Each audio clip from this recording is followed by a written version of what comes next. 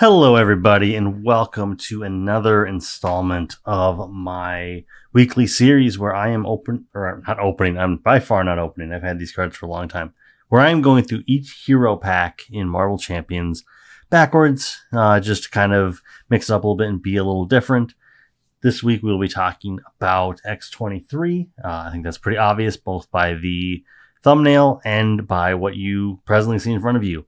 But as always, a rising tide raises all ships. So if you enjoy the back half of this episode where we talk about the Nemesis kit, then you may like Critical Encounters. If you just like card analysis, you may like The Winning Hand. And I invite you to go watch them or listen to them. Listen to them because watching content, you're going to want to go look at Solo Marvel Champion and Ray Plays. Sorry if I'm botching that as I'm kind of doing this live. I'm not the only person doing this, and I want to try to support the community as much as possible, even if I, at this point, am a small creator. At some point, I may be a large creator, and I will be one of the big boats moving all the ships and, high from 2024 to 2025. Regardless, today we're here to talk about Laura Kinney, a 6 recovery alter ego mutant with the setup ability putting X23's claws into play. With the action, shuffle either the Honey Badger ally or the Sisterly Bond event from your discard pile into your deck to draw a card. This is limited to once per round. And we will be discussing what both of those cards are in just a second. But focusing in on just our hero card today, the other side, we have X23, a thwart of 2, an attack of 1, 2 defense, hero, X-Force traded with the ability Living Weapon Response. After X23 takes any amount of damage, ready X23, limit once per phase. And that is kind of indicative of what her entire deal is. Obviously, her claws are a permanent upgrade weapon. Exhaust X23's claws and take 2 damage. X23 gets +2 attack until the end of the round. And this has been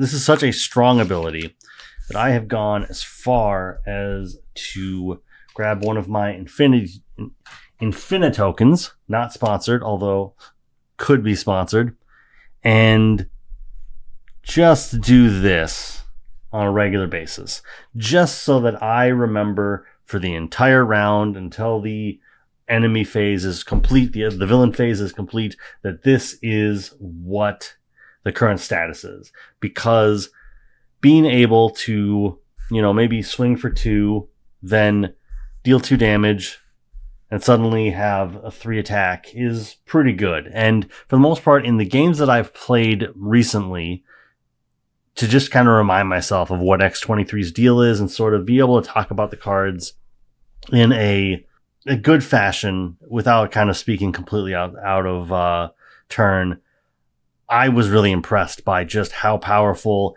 X23 plus her claws can be just by themselves. Now, the kit around her, I think, makes her even better. I had enjoyed her in Justice. I had enjoyed her in Protection to some extent.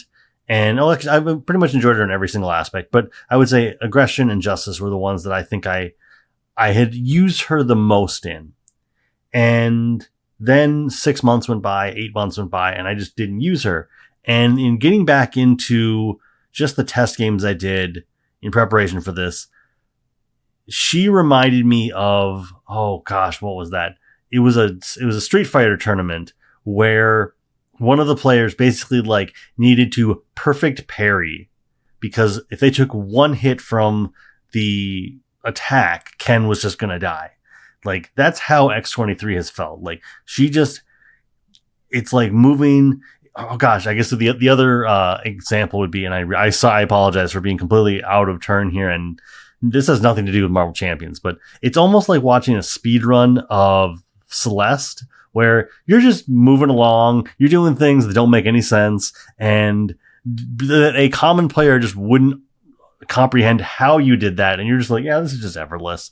That's how X23 feels. She just feels effortless sometimes, where she should just be done, and it doesn't make sense. And then all of a sudden, it's like, yeah, I might be at like 2 hit points, but I'm going to recover. That's fine. I'll make it through. And I want to take some damage because additionally, she can defend, take the damage. No, if you know for sure that like you're definitely going to take some damage, soak 2 of that. You know, she's exhausted. She unexhausts because she took damage.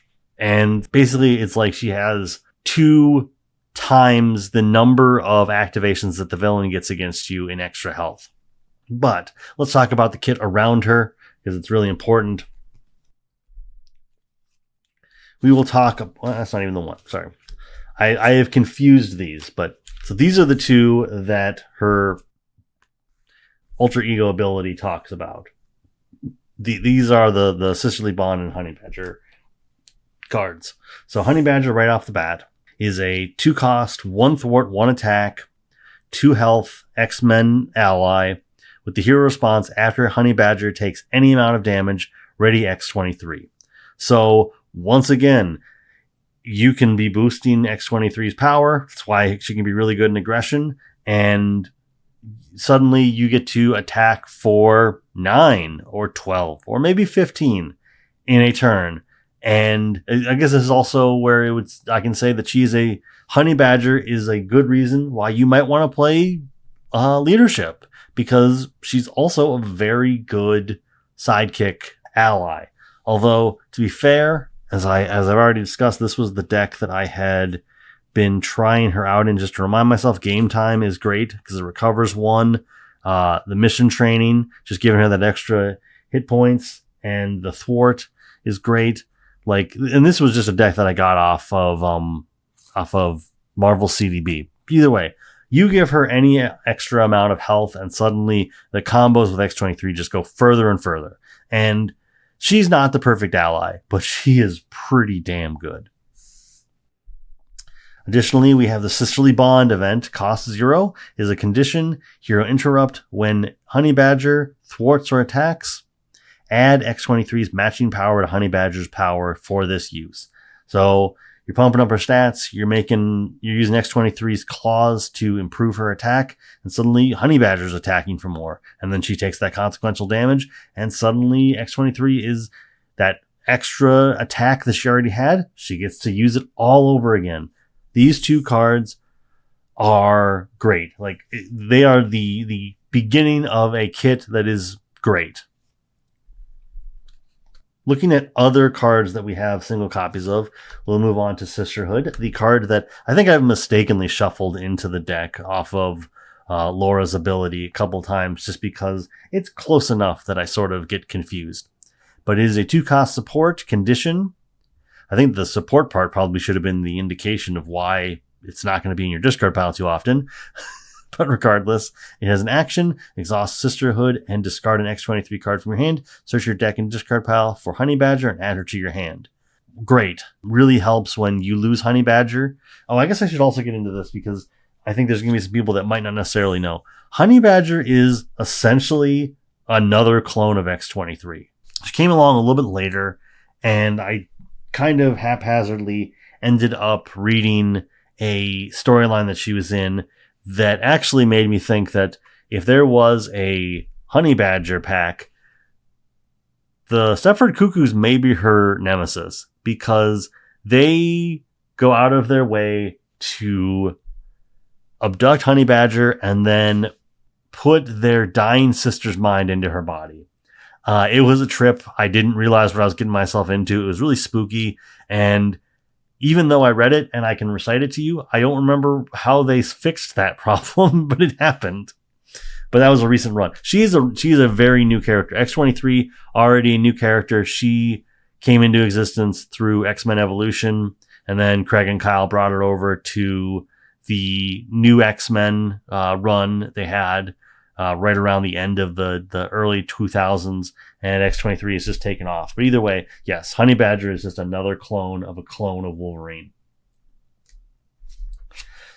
Next up, we have Adamantium Lacing, a 1-cost upgrade. You get 2 hit points. You get plus 2 hit points. X23 gains Retaliate, and her basic attacks gain Piercing.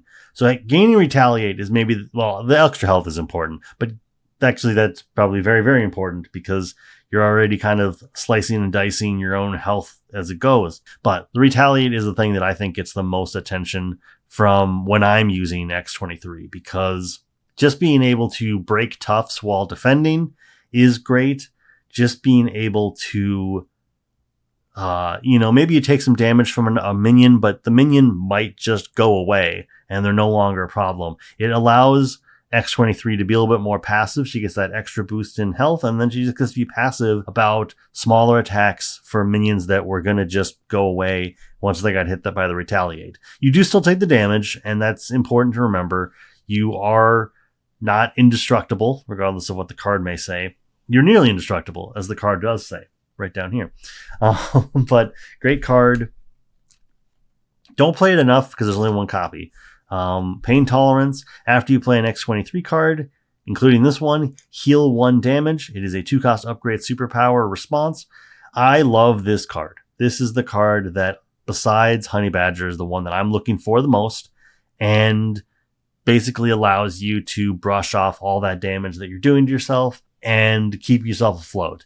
I have played a few games recently where I never really needed to go up to Ultra Ego, besides maybe just trying to get those extra cards. It was never really about my health. It was always about my hand size. And a card like this is what enables that, because suddenly you're playing your cards, and there's enough cards in here. Let me see here. Yeah, I mean, there's only so many more upgrades. So a lot of your cards are events. So you're just going through your deck, and as you shuffle up, draw new cards. I mean, she's I suppose that's something we didn't talk about.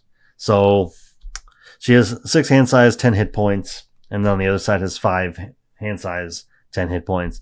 So you're going through your deck at about the same pace that other heroes tend to go through their deck. With a lot of your cards being events, at some point you're going to hit more of them, you're going to gain some health back, and it's going to be great.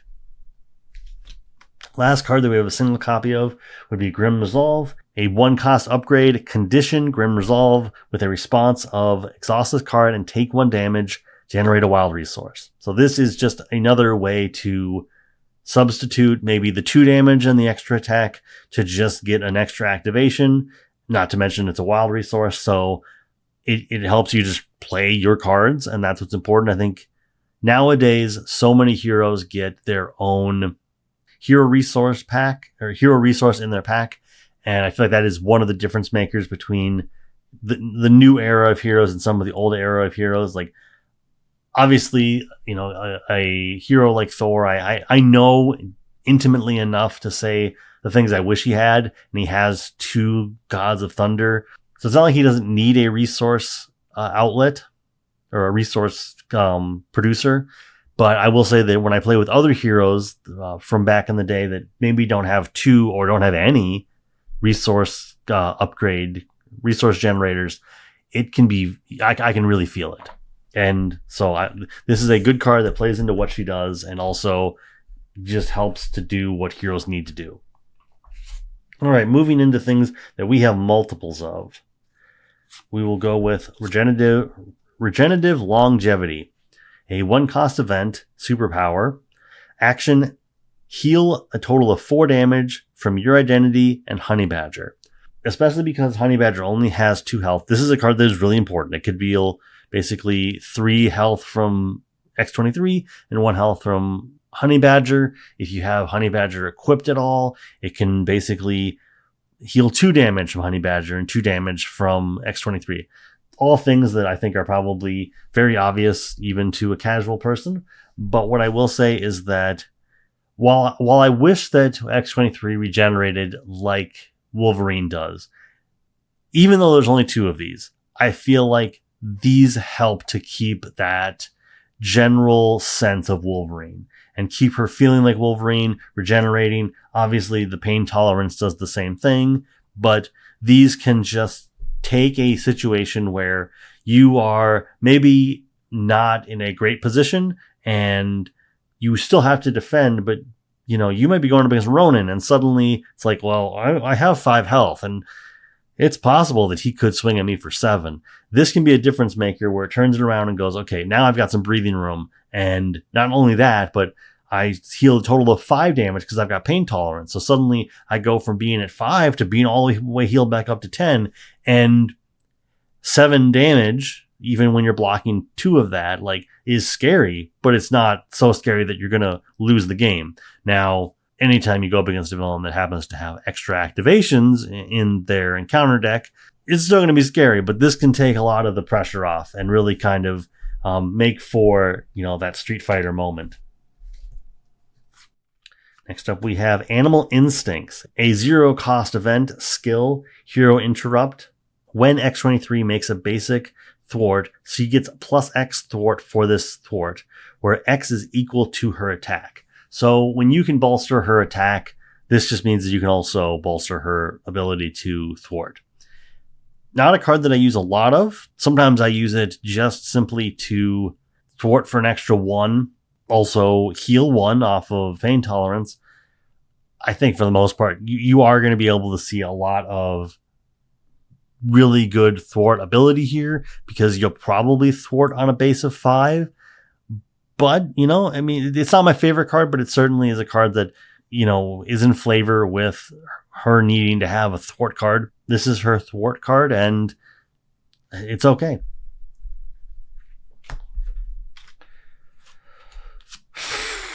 Next up, we have Puncture Wound, and I'm going to say it right now. I'm just going to look at her other cards here. Yeah, okay. There's just a 3 of after this. This is my favorite card. This is my favorite card because it makes me feel like a badass. So it is a 0-cost upgrade, Puncture Wound condition. Attached to an enemy that X23 or Honey Badger attacked this turn. Attached enemy gets -1 attack and a force response of when the player phase begins, discard this card and deal 3 damage to the attached enemy. So obviously you have to be working on Razor's Edge. Late in the game when this is going to be your win, basically it is just, I need to survive. I need to make it to the end. I can't die because this will just be what locks it up for us. That negative attack is super important. That is what makes some difference makers in whether you win or lose here. And at the same time, it's just being able to say like, okay, drop that onto an enemy. They're just going to go away. It's great when you can put it on the villain and maybe you kick them over to the next stage, or you just win the scenario, or you just put it on an enemy that it's like, you know what? I'm in multiplayer and we've already made it so that this enemy is not going to be able to deal a whole bunch of damage, but they're also just going to be gone next turn. End of the day, like I said, this is my favorite card. No questions asked there. It's such a great card, and it made me chuckle the first time I saw it. Last up, like I said, we have 3 copies of Claw Mastery. A 1-cost event, skill, max 1 per round, hero action. After the end of the round, X23 gets +2 attack, and her attacks gain overkill while Honey Badger is in play. So, this is her equivalent to swinging web kick. It is pretty awesome. You're dealing 7 baseline, maybe 8 if you're in aggression and you can pump up your attack at all. I love this card. Not as much as Puncture Wound, and I think also because it's limited to once per turn. You can Puncture Wound the villain and deal 6 damage to them, or 2 minions. This is a limit, but I think it's a limit that's important. Being able to just suddenly say, okay, I've got +2, but now it's +4. No, I dropped my marker.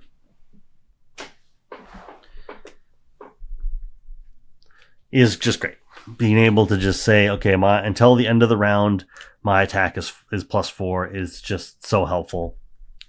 What was the card that I had messed that up with? Oh, Counterpunch, I think it is. It's a defense card or a protection card that when you get attacked by the villain, you deal damage back to them equal to your attack. And I misunderstood end of round here, because that then means that whatever bonuses you got from Claw Mastery and X23's claws carry over. And so suddenly, Ronin, I'm going to be picking on here. Ronin attacks you and attacks you for a lot, but you get to just punch back, with meaningful damage. And so, yeah, this is a fun card. And that is X23's pack, which means we get to move on to the Nemesis section. We'll talk about her obligation real quick. Self-isolation. Give to the Laura Kinney player. Search your hand, deck, discard pile, and play area for Honey Badger and place her face down under this obligation. If you cannot, discard this card and deal yourself one face down encounter card. I am trying to think of what situation would come up where you wouldn't be able to find Honey Badger somewhere in there. I mean, this is probably just future proofing, and there might even be something super obvious that I'm just not thinking of. Regardless, so it takes away Honey Badger, which is a big hit to you because she's needed in most of these situations. Responds, after you make a basic recovery, discard this obligation and Honey Badger. So I have lucked out and just so happened to be an alter ego when I drew this obligation the last 2 times I've drawn it. And it's basically been, okay, I lost Honey Badger, and now she's in my discard pile, and now I'm just going to shuffle her into my deck and draw a card. And so now I have a 7-hand card size. And so this is thematic, but I would say it's a pretty soft obligation.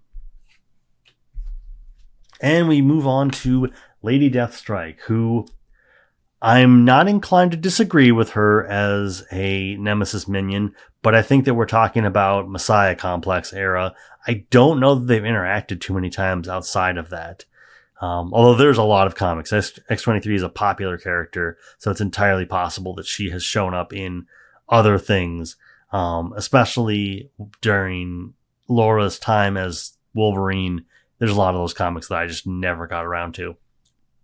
That is all tangential because Lady Deathstrike is a minion with 2 scheme, 2 attack, 5 health, 5 health, an elite reaver.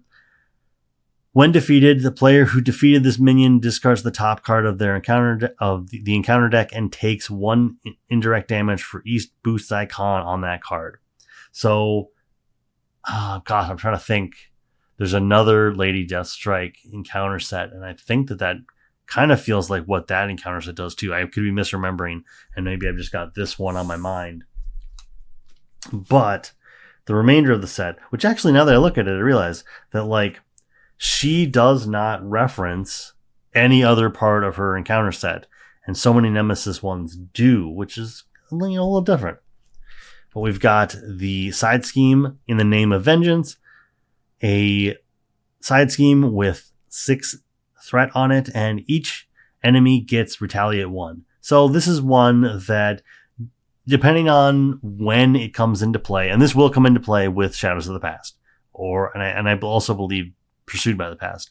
This will come into play. It is something you need to factor in and possibly get rid of, and it's going to take you. Let me just see here. Remind myself. Okay, so unless you have animal instinct to help with what Laura is able to thwart, this could take you a little while to get rid of.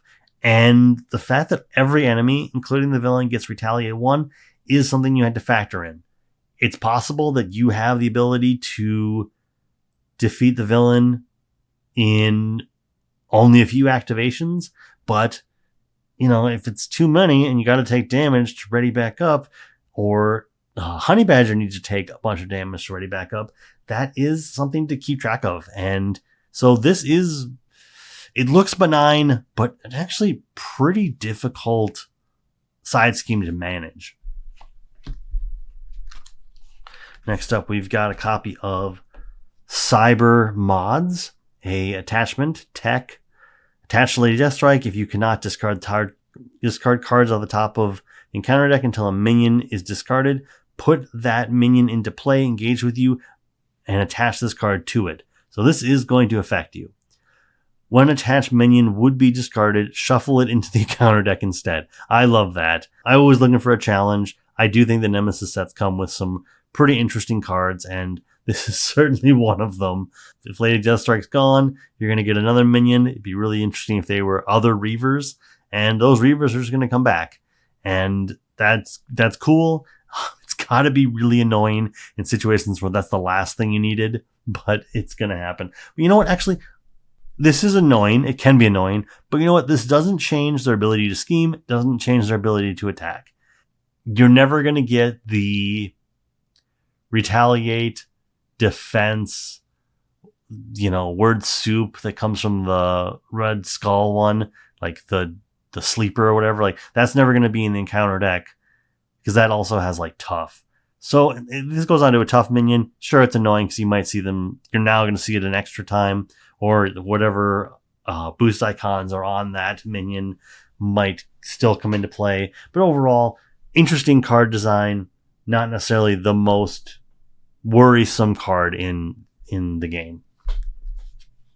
Getting close here. So we've got Hack and Slash, a Treachery. When revealed, discard one random card from your hand and take damage equal to the number of printed resources on it. And then it has a boost icon of discard a random card from your hand and take damage, discard a random card from your hand when this is revealed and take damage equal to the number of printed resources on it. So being random does mean that you don't have control over it, but in most heroes that we're talking about 1, maybe 2 damage. And I'll be honest, I would probably not. I wouldn't even say hypothetically. I have never even thought about this card as a possibility when Lady Deathstrike has entered play. So it's not even something I factor in. It's probably something I should factor in, but I just don't. Last card. Critical Wound attached to your identity. When your turn ends, discard this card and take 4 damage. So this is like a Puncture Wound for your hero. For any hero, really. Cool card. Not once again, something that I don't even think about. Although I do like the fact that it's when your turn ends. So you get this, you have your entire turn to consider it, but hopefully that means that you're making the right decisions and not letting yourself just like die to 4 damage. Still, for a lot of heroes, that is a third, maybe half of your health. Especially if you've taken any damage, it could be half of your remaining health. So this is something to consider, but something that I don't necessarily worry about. Like I said, both of these cards, definitely something to worry about, but something that's never even crossed my squishy little brain as I played X23. So, Miss X23. Like I said, I did not think too much about this hero before testing her again. When I got her, I played with her. I remember talking with my friend Alex, who got me into the game, about just our general sense of her. And I don't know, like just overall, Marvel Champions is a game that I kind of experienced by myself. So any opinions I have just kind of like go in and kind of just steam back out later. So I'll certainly say that I didn't think too much of her. And now that I've played her, I would say that if you told me that I needed to play Justice, I would ask if X23 is available. Kind of in the same way that if you told me you had to play Protection, I'd probably be like, well, is Domino an available hero that I can play at the table? She's maybe not the most perfect Justice character, but I do feel like she is the kind of Justice that I want to be playing. Don't have a lot of experience with her in multiplayer. I have no experience with her in multiplayer, so I can't make a firm opinion about that. But overall, great hero, and I am excited to move on to the next hero. I guess it's going to be a coin flip between Psylocke and Angel. Both of those are heroes that I certainly will need to test with, but at the end of the day, that's what this is all about, is remembering these heroes and kind of just going back through their hero kits and having a great time. So we are running long, probably not as long as Deadpool, but either way, I hope you all have a great afternoon, evening, or, a great night. And I will see you next week when we talk about, I'm going to just say right now, we're going to talk about Angel. Thanks.